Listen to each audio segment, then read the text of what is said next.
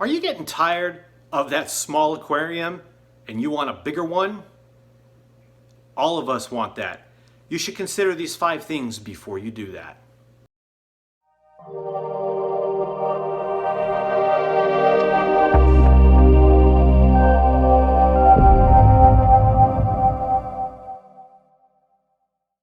What is going on YouTube? It's Paul the Inventory King. Hope everybody is doing well and enjoying their fish. So let's talk about upgrading from a smaller aquarium to a large aquarium. As an African cichlid keeper, we want the biggest tank we can get. This is something that we just want. I started off with a 55-gallon tank and I was very happy with that, which quickly went up to a 220 and a bunch of 125s. I got 40s and 50s and 55s. I got tanks everywhere. But if you're wanting to upgrade from like say a 55-gallon tank or a 75-gallon tank, and you want to do 220 gallons, you want to do 300 gallons, there are 5 things that you should consider before you actually go about doing it. You need to research these things because you don't want to be caught in a situation where you can't set up your tank and you already spent the money to buy it.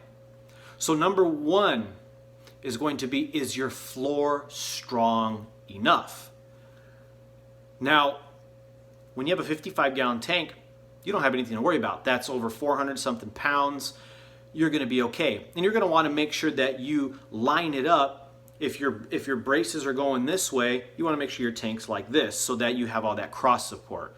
Now, when you're talking about upgrading to something like my 220-gallon tank, I had to re-support the floor. So 220 gallons, 8 pounds a gallon, you already know that's going to be 1,700, 1,800 something pounds of water. That doesn't count the tank. That doesn't count the stand. That doesn't count your sand, your rocks. It doesn't count any of that. So you are putting a lot of weight on the structure of your home. So you want to make sure your floor is strong enough. First, you're going to want to check again, which way are your beams going? And you want to set it on top of it so that the weight is distributed evenly on your floor. Now, if you have big spaces in between that, or it's going the opposite way, you need to re-support your floor. Even if they're going the right way, you want to re-support your floor. I can't even explain how important that is. With all that weight, you could mess up your home quickly. So I had to pay for somebody to come under the house and put a couple of piers down there to jack the floor up so that when the weight went down, when the tank got set up and the weight was all there, it wasn't going to cause any issues with the floor. So it's a little bit of investment, but it's going to save your house. Very important thing to consider before buying your large aquarium. Next is going to be, do you have a budget for more equipment?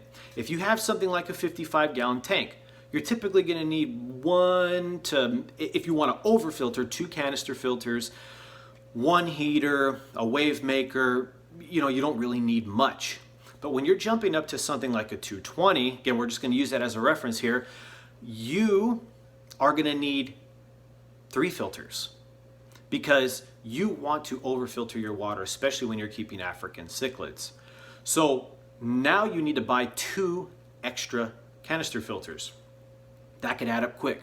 You're going to need an extra heater or 2, or if you don't get an extra heater or 2, you're going to want to get at least 2 big heaters, and you're going to want a heater controller. So these are things you're going to want to get to make that tank run. That's all money. We're talking about money here, and it's something that you should consider. Make sure you have the budget to have the extra equipment so that your tank will thrive.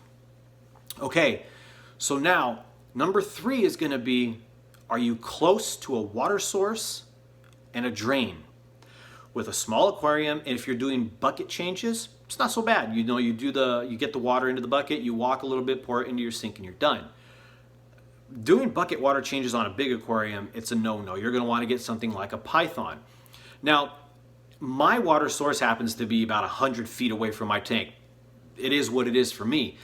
But if you have an area to put your aquarium where it's close to a water source, you're gonna spend less money on buying a shorter Python water change kit. Obviously, it adds up. The more feet you have, the more it's going to add up. So again, another thing, you're going to want to make sure that the water source and the drain source are semi-close, because you don't want to spend a fortune on hoses and things like that to help drain your aquarium. Believe me, you do not want to use buckets. Okay, number 4 is going to be electricity.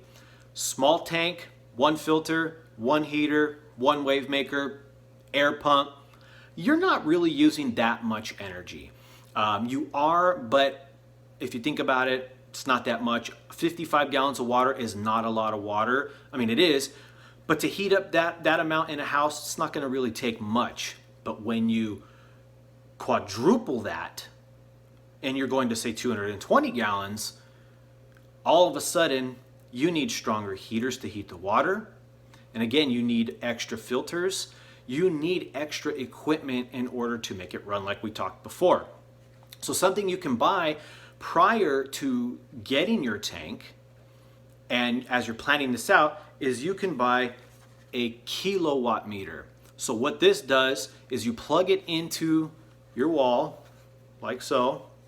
You plug your main strip into here, and then what you're going to do is you're going to go ahead and turn it on and calculate. And what this is going to do is it is going to calculate how many kilowatts per hour your current tank is consuming.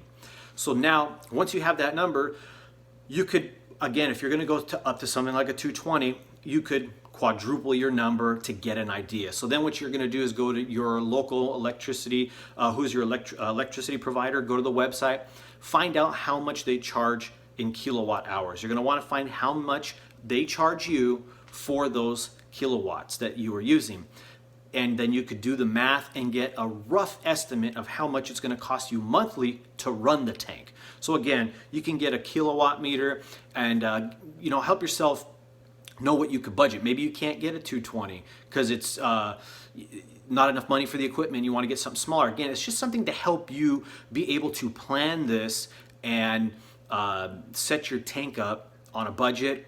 And I mean, that's the thing. We want to do this on a budget so we can buy fish. We all know that. And the last thing is going to be insurance. I strongly recommend that you get in touch with your homeowner's insurance. Talk to them and let them know, hey, I am going to be having a 220 gallon tank. I'm going to get this massive aquarium. It's going to weigh about this much. And I want to know if anything happens, is my house covered?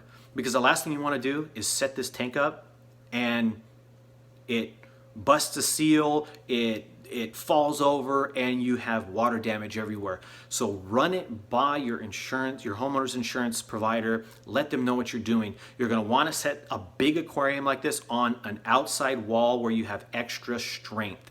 Super important. So again, those were the 5 things I wanted to talk about. Floor is strong enough. You have budget for more equipment. You're close to your water and drain source. Your electric bill, you can use this to help gauge, and your homeowner's insurance. When I checked, they said it does not cover leaks like drip leaks, but if it fell over, I would have been covered. So these are 5 things you should consider before buying a large aquarium. I hope it was helpful. If you could like the video, that would be great. Comment down below. Let me know what you guys think about the information. Anything you would like to share with the viewers would be great. Thank you so much. Please hit the subscribe button and stay tanked.